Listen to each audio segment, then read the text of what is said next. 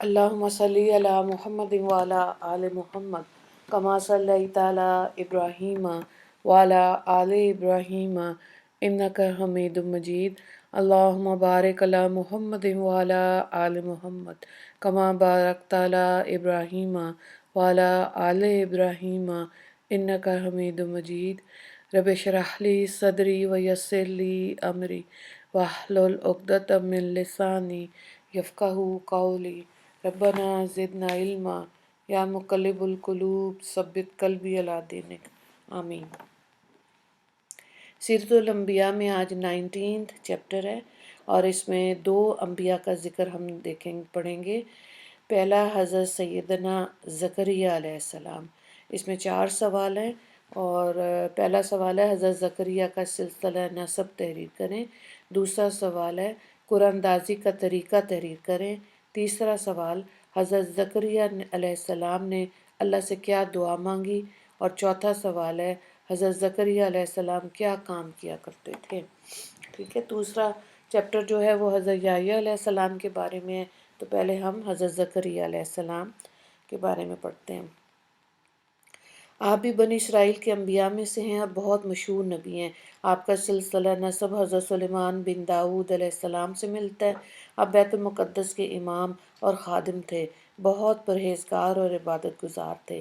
آپ کے زمانے میں ایک خاتون حسنہ تھیں، انہوں نے ایک منت مانی، وہ یہ تھی: اے میرے پروردگار، تو مجھے بچہ دینے والا ہے، میں اس کے بارے میں منت مانتی ہوں کہ وہ سب کاموں سے آزاد رہ کر تیری خدمت کرے گا، سو تو میری طرف سے اس نظر کو قبول فرما لیجئے، بے شک تو خوب سننے والا جاننے والا ہے۔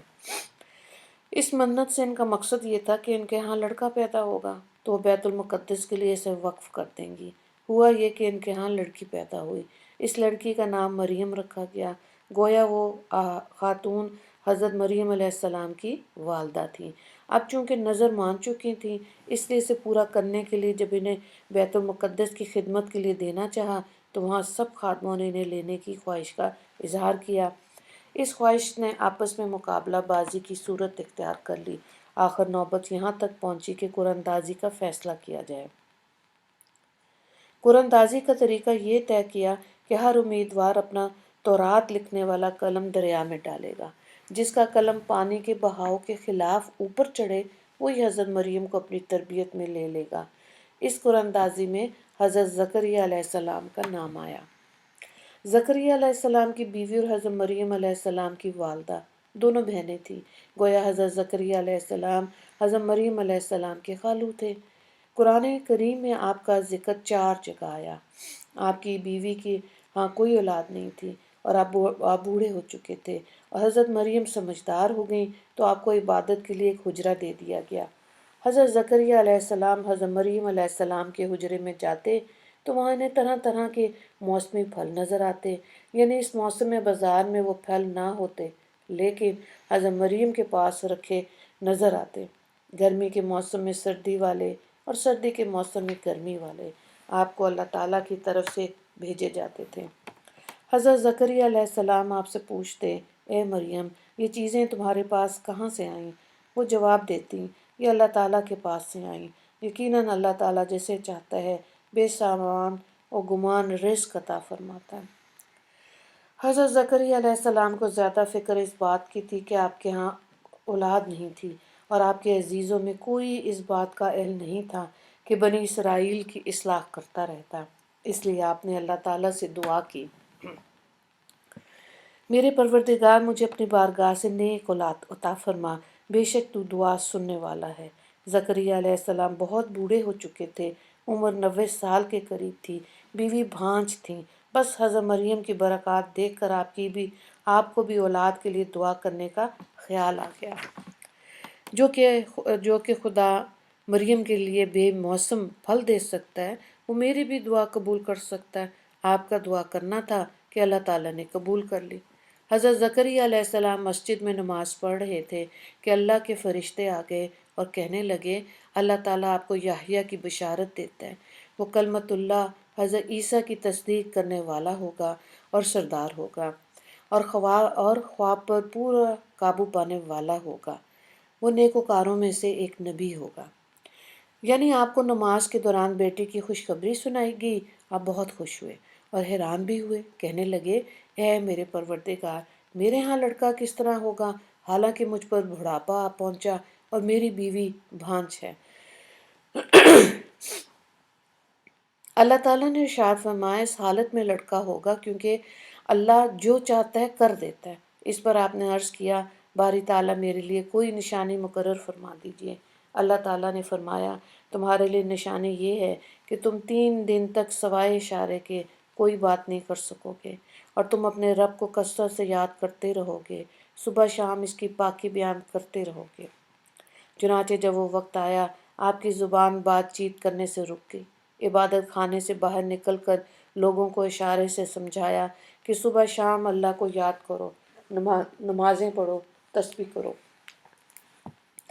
آخر اللہ نے وہ دن دکھایا کہ حضرت یحییٰ علیہ السلام پیدا ہوئے اور حضرت زکریا علیہ السلام کی مراد پوری ہوئی۔ قوم کو تبلیغ کرتے ہوئے آپ فرمایا کرتے تھے میں تم سے اس تبلیغ پر کچھ مال طلب نہیں کرتا، میرا اجر تو بس اللہ تعالیٰ کے ذمے ہے۔ آپ بڑھئی کا کام کیا کرتے تھے۔ بنی اسرائیل ایک ایسی قوم تھی کہ اپنے انبیاء تک سے دشمنی کرتی تھی، انہیں قتل تک کر دیا کرتی تھی۔ حضرت زکریا علیہ السلام کا اس قوم پر بہت بڑا احسان تھا۔ آپ نے اللہ تعالیٰ کے عطا کیے ہوئے حافظے سے انہیں تورات لکھوائی، مگر وہ احسان فراموش قوم تھی۔ اس نے سبھی انبیاء کو ستایا، حضرت زکریا علیہ السلام کو بھی نہ چھوڑا۔ آپ کے دشمن بن گئے، قتل کرنے کے پروگرام بنانے لگے۔ آپ نے اس قوم کے شر سے بچنے کے لیے کوشش کی۔ اللہ تعالیٰ کی قدرت کہ ایک درخت میں سے آواز آئی مجھ میں پناہ لے لیں۔ ان الفاظ کے ساتھ ہی درخت میں دان سے شک ہو گیا۔ آپ نے یہ خیال کیا کہ درخت کا بولنا اور شک ہونا اللہ کی طرف سے ہے، اس لیے آپ اس درخت میں بیٹھ گئے۔ درخت آپس میں مل گیا۔ بنی اسرائیل آپ کو تلاش کرتے اس درخت کے پاس پہنچ گئے۔ شیطان اللہ والوں کا ازلی دشمن ہے۔ اس نے مخبری کرتے ہوئے کہا تم لوگ جسے تلاش کر رہے ہو وہ اس درخت میں چھپا ہوا ہے۔ ادھر آپ کا ذرا سا کپڑا باہر نکلا رہ گیا۔ شیطان نے اس کی طرف اشارہ کرتے ہوئے کہا دیکھ لو میں غلط نہیں کہہ رہا تھا، ان کا کپڑا باہر نکلا ہوا نظر آ رہا ہے۔ بنی اسرائیل کو شیطان کی بات پر یقین آ گیا۔ وہ ایک آرا لے آئے اور اسے درخت میں چلانے لگے۔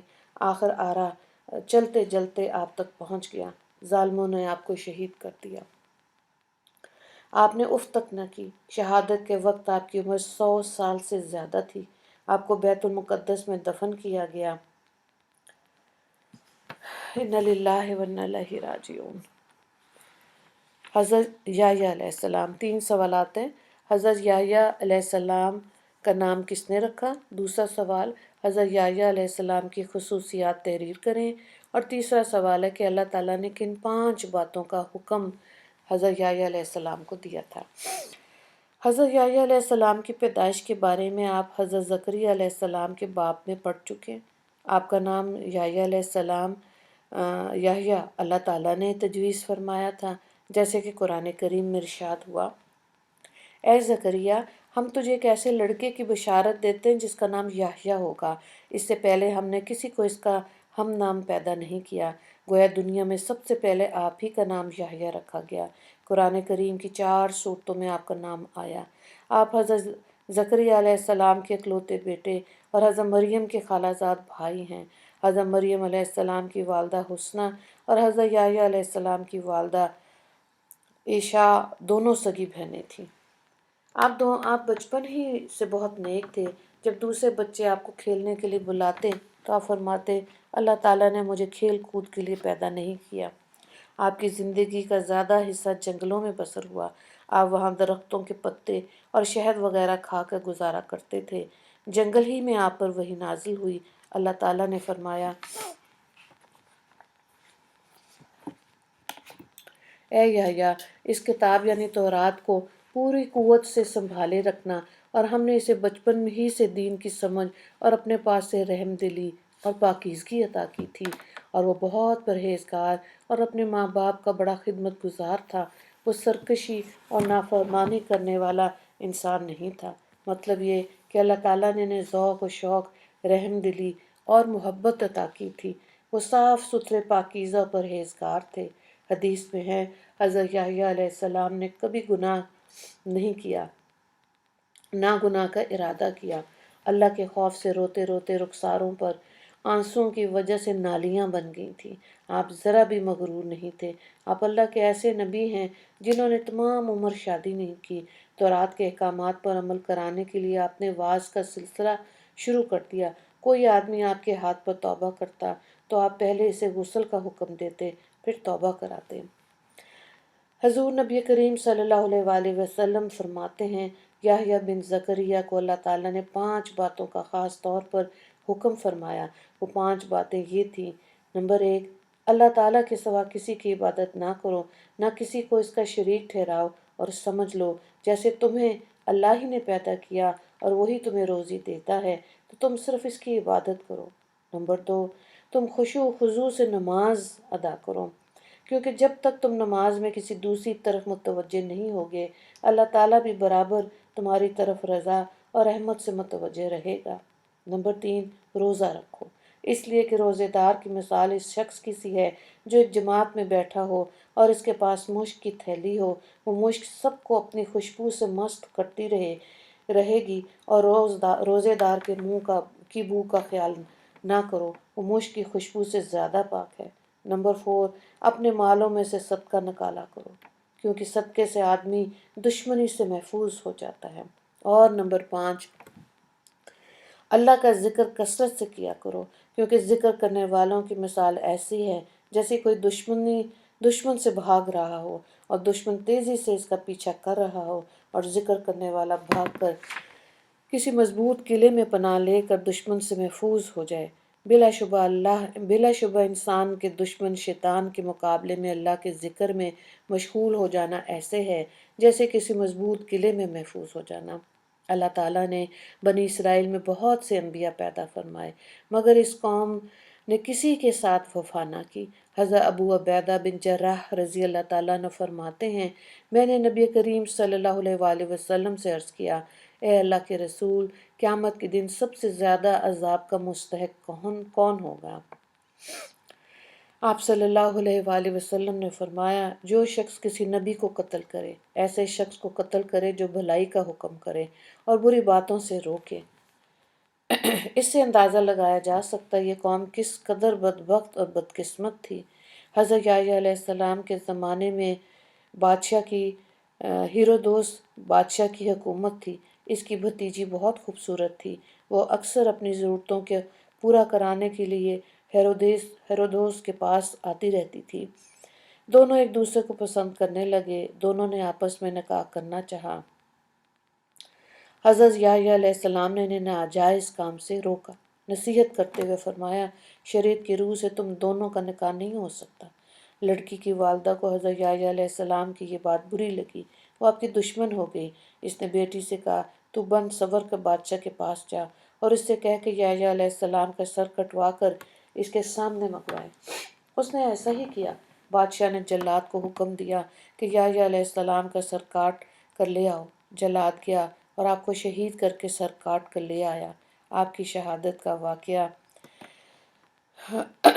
30 ہجری کا ہے، یعنی نبی کریم صلی اللہ علیہ وآلہ وسلم کی پیدائش سے 541 سال پہلے ہوا۔ اِنَّا لِلَّهِ وَإِنَّا إِلَيْهِ راجعون۔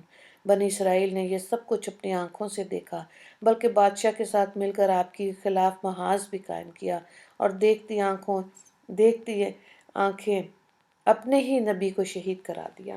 اللہ تعالیٰ کی لاٹھی بے آواز ہے، نبی کو شہید کرنے والوں پر ضرور برستی ہے۔ حضرت یحییٰ کے سر سے خون تیزی سے بہنا شروع ہوا۔ خون کا سلسلہ جب نہ رکا تو اسی دور کے ایک اور نیک بادشاہ کو یہ اطلاعات ملی۔ اس نے ان لوگوں پر چڑھائی کر دی اور جتنے لوگ حضرت یحییٰ علیہ السلام کے قتل میں شریک تھے ان سب کو قتل کر دیا، اور ان کے علاوہ 70,000 بنی اسرائیلیوں کو بھی قتل کیا۔ تب کہیں جا کے سر کے خون کو قرار نصیب آیا۔ قتل ہونے والوں میں وہ بادشاہ، اس کی بھتیجی اور اس کی ماں بھی شامل تھے۔ یہ تھا قدرت کا انتقام۔ آپ کا سر مبارک شام کے شہر دمشق کی تاریخی مسجد اموا میں مدفون ہے۔ وآخر دعوانا الحمدللہ رب العالمین۔ اللہم اغفر للمسلمین والمسلمات والمؤمنین والمؤمنات۔ السلام علیکم ورحمۃ اللہ وبرکاتہ۔